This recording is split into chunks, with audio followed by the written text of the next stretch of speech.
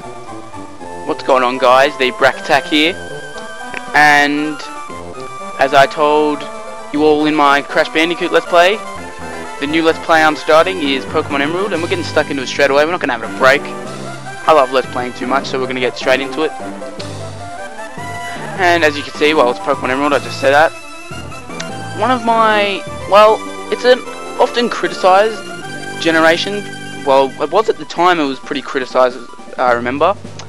But over time, it's just due to nostalgia, I guess. Like the Generation 1 and 2 games, as people got older who grew up with them, they remember them fondly due to nostalgia. And I think that's starting to happen with Ruby, Sapphire, and Emerald. And Emerald was definitely the best of the three. It added in quite a bit. Not the best of the deluxe versions, I wouldn't say, but let's get stuck into it. As always, you're going to have to go through that annoying introduction for the new players. Options. Is this where you turn it to fast and back out. Hopefully that makes the text faster. I think it does. And yes, we get this message of clock-based events not working. I think that means there's no night, but I don't think I need it for anything. Not for my team, I'm pretty sure. And there we go, it starts off with new professor, Professor Birch. In the previous two generations, the professors were both Professor Oak. Before, because yes, in Emerald, was Oak the professor in Emerald?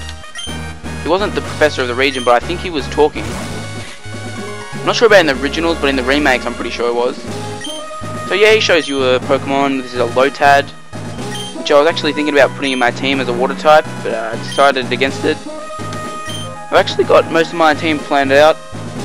I think there might be one or two changes, but I'll get into that later when we started it.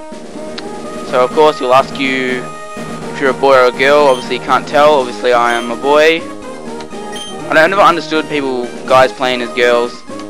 Right, what's your name? Well, I guess we'll name myself Brack, and this is something I have to do.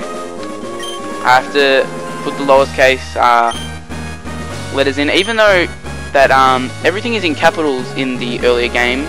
That changed in the generation after this, so yes, it's Brack.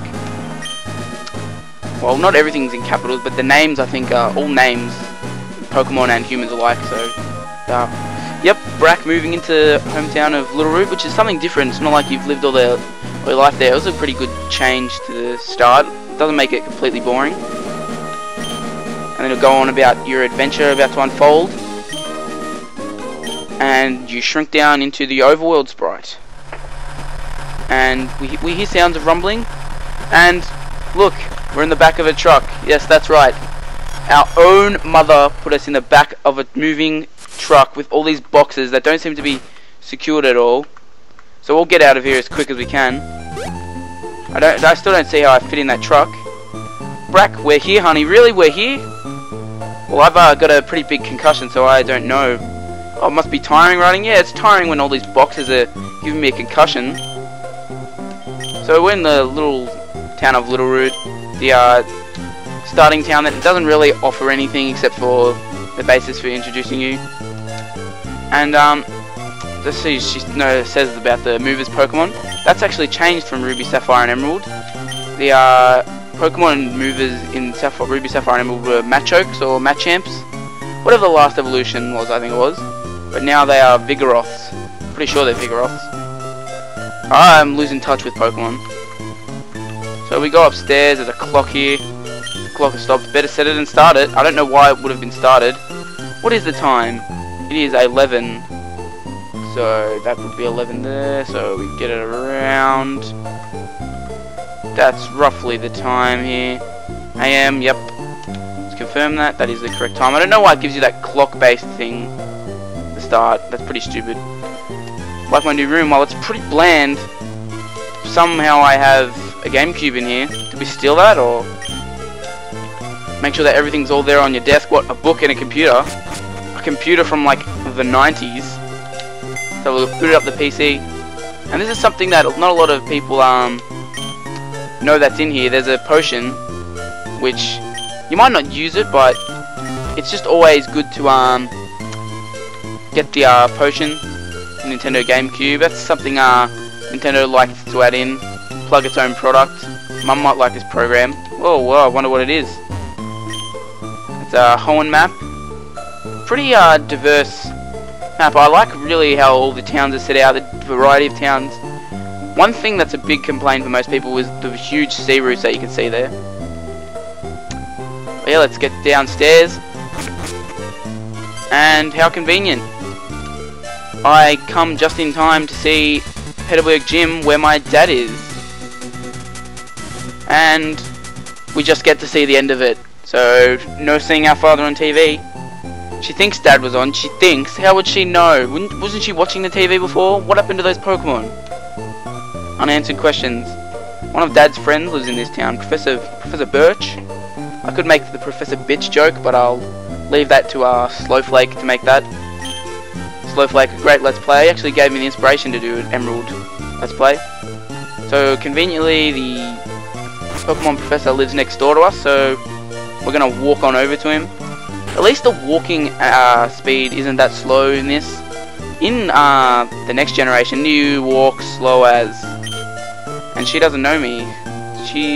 Now she knows me, but apparently her husband knows him.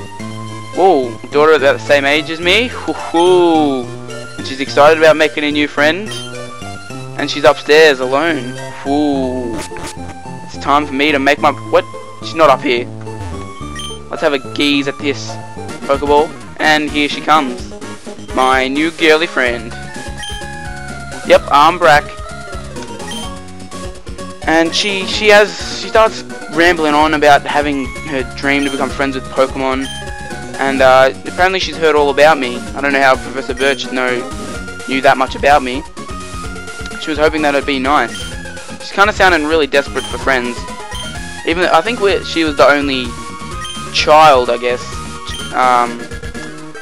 in the town before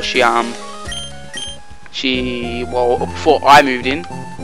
And she's got exactly the same room, except different coloured Nintendo GameCube. Oh, Game Boy Advance is connected, so that's different. And her bed that we can sleep in, but she doesn't seem to mind. So we're gonna go down now, and this was a bit confusing when I first got Pokemon Emerald. You were told to go next door for the story. There's the lab there. And this is the guy. I think. No, that's not the tech. Oh, yes, that is the technology guy. The power of science is staggering. The original thing in red, blue, and green was technology is incredible, and they have something like that every time. But yeah, back to my point. You're told to go find Professor Birch. You look in his house and his lab, but he's not there. So you have to go up here, the only place really left. And there are scary Pokemon, and she hears screaming, this little girl. So of course I have to go see him, and look at this. He's being chased by the mother of all scary Pokemon, a wild Zigzagoon. So we're gonna need to help him, even though all professors will lecture you on not going in the tall grass without Pokemon, but he goes in there anyway, living it out here.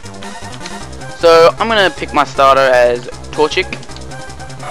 Yes, I choose that Pokemon because I just always preferred Torchic as the starters. I've used all the starters before in a playthrough.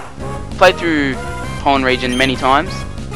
Has been a while though, so I'm gonna need to refresh my memory. And this is one of the simplest battles you'll ever do. Just scratch it a few times. Zigzagoon will be a pain in the ass and try to growl at you. And one more shot will do it. Oh, he's used a tackle, so Torchic's already taken damage. But there we go. First battle done. 17 experience points, so almost halfway there to level 6. I was in the tall grass studying wild Pokemon when I was jumped. Yes, by a Zigzagoon. I've never heard of a Zigzagoon killing anyone. Maybe it was like a rabid Zigzagoon. So we teleport back to the Pokemon lab, and it looks a bit neater than Oak and Elms. They had like stuff all over the place. But yeah, he'll marvel at the way that you battled before, saying that we have our father's blood. And as a reward for saving him, you will get the Pokemon that you used earlier. which would suck if you didn't know that you're going to receive it early on. You just thought you'd be using it. And I'm not going to give a nickname. I don't really like to give nicknames that much. And he thinks I'll make a good trainer, and May is rushed off. Oh, I like this. Brack, don't you think it might be a good idea to see May? No. Oh, don't be that way. You should go meet my kid. No. What a pushy man. He really wants me to meet his kid. Probably just wants grandchildren or something to continue on the Professor Birch laboratory. Get May to teach you what it means to be a trainer, which is kind of stupid because you end up beating her, so she doesn't teach you anything. But I think the difference between Emerald and Ruby and Sapphire, as we'll talk to this guy, while Pokemon will jump out at you in the tall grass. Yes, well, I've had a few experiences with that. And we don't have any running shoes, so we're going to have to walk everywhere. Is this a trainer? No. I'll tell you about Pokemon Centers. Be back to what I was talking about. The difference between Ruby, Sapphire, and Emerald, as we get to Oldale Town without carrying anything. How is my, not bag. Is my torture killed? Yes, it is. So you go here. This is just the basic town that teaches you about Pokemon marts and visitor centers. And I've got sidetracked again. The difference between this battle, between the deluxe version Emerald and Ruby and Sapphire, is that I believe you can actually lose this May battle and continue on as we finally get our first wild battle, which kind of sucks because we're gonna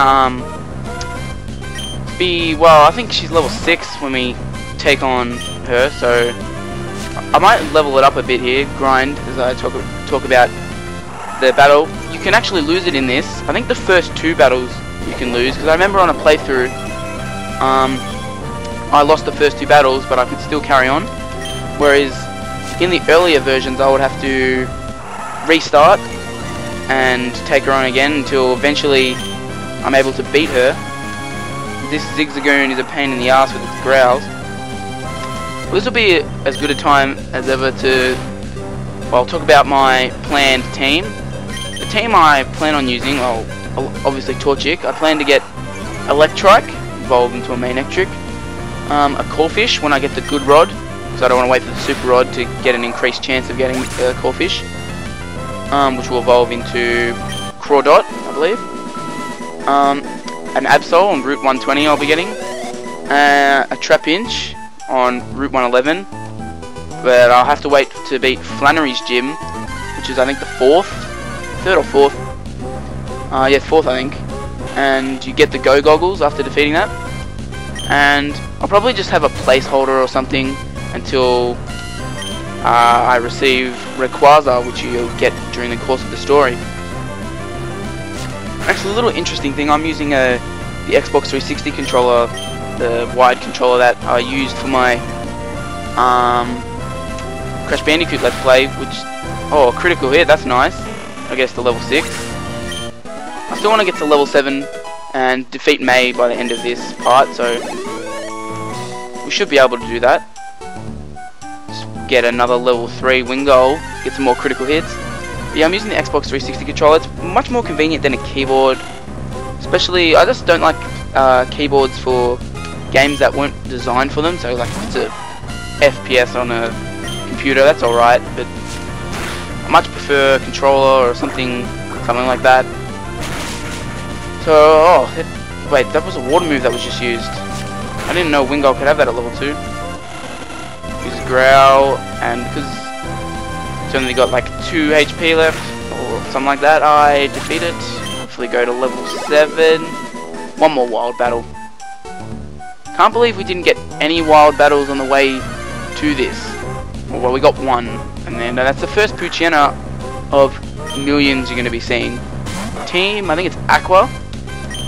I think Team Aqua have these as their chosen grunt Pokemon that all their grunts have. In Johto and Kanto with Rocket, their kind of useless one was Rattata.